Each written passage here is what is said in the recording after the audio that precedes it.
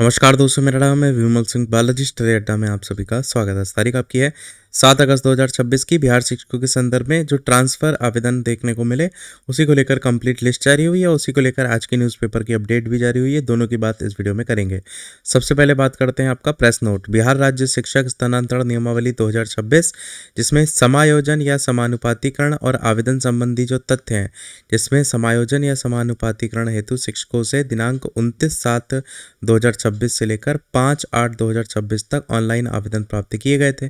इस अवधि में बताया गया कि कुल 73,151 शिक्षक हैं जिनके द्वारा समायोजन या फिर समानुपातीकरण के लिए आवेदन जो है यहाँ पर किया गया है।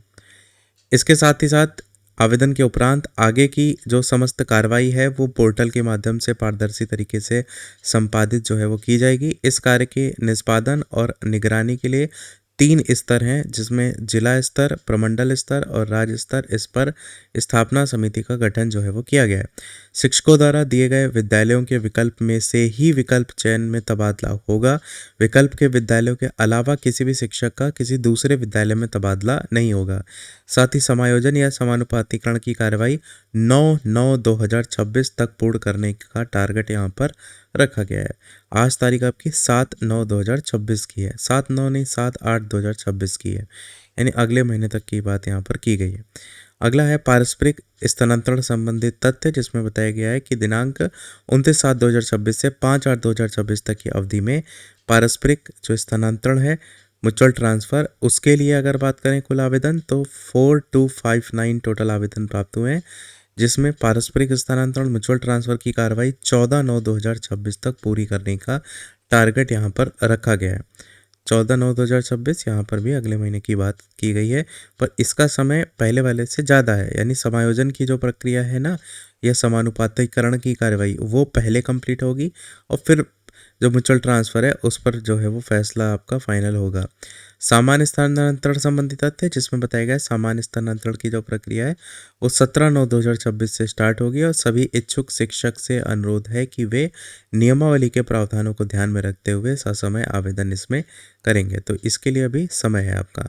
अब बात करते हैं आज की न्यूज़पेपर की अपडेट, जिसमें ये बताया गया पहला चरण 73,151 शिक्षकों ने तबादले के लिए आवेदन किया। महिला शिक्षकों को गृह प्रखंड तथा पुरुष शिक्षकों को गृह जिला भेजा जा रहा है और आवेदन का जो निष्पादन है वह 10 से 14 सितंबर के बीच जो है वो किया जाएगा। दिए गए विकल्पों वाले विद्यालय में ही स्थानांतरण होगा, वो भी यहाँ पर बताया गया है। साथ ही 31 अक्टूबर तक शिक्षकों के तबादलों से जुड़ी समस्याओं का समाधान होगा। 14 सितंबर तक पारस्परिक स्थानांतरण की कार्रवाई कंप्लीट होगी। और वही चीज़ न्यूज़ के अंतर्गत भी बताया गया है कि जो 73,151 शिक्षक हैं जिन्होंने आवेदन किया, ये सरप्लस शिक्षकों में शामिल हैं। ये जानकारी शिक्षा मंत्री मिथिलेश तिवारी ने दी है कि वे गुरुवार को विकास भवन स्थित सभागार में संवाददाता सम्मेलन को संबोधित कर रहे थे। उन्होंने कहा इस चरण में जो आवेदन नहीं कर सके वे आगे के चरण में फिर से आवेदन कर सकेंगे। दूसरे चरण में भी वे ऐच्छिक तबादला ले सकेंगे। राज्य सरकार 31 अक्टूबर तक शिक्षकों के तबादले से जुड़ी सभी समस्याओं का समाधान कर लेगी।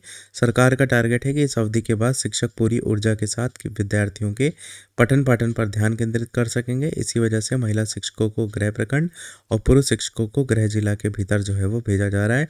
साथ ही यहाँ पर नियमावली का जिक्र भी किया गया है कि स्थानांतरण पूरी तरीके से पारदर्शी, ऑनलाइन और शिक्षक हित में संचालित की जा रही है।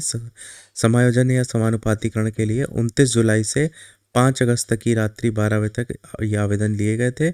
इस अवधि में अधिशेष जो टोटल शिक्षक थे वो आपके 10,000, अच्छा 1,00,000 जो 6,287 ये वाला आंकड़ा है, वहाँ पर नोटिस में बात नहीं किया गया था।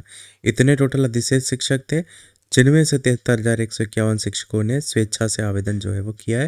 वहीं पारस्परिक स्थानांतरण के लिए 4259 टोटल आवेदन है और ये सारी प्रक्रिया जो है वो जल्द कंप्लीट करने को लेकर कहा गया है। तो ये था इस ओवरऑल अपडेट में। कोई प्रश्न कमेंट नहीं पूछ लीजिएगा। वीडियो लाइक से सब्सक्राइब कीजिएगा। मिलते हैं अगले अपडेट में, तब तक के लिए सभी को नमस्कार, जय हिंद।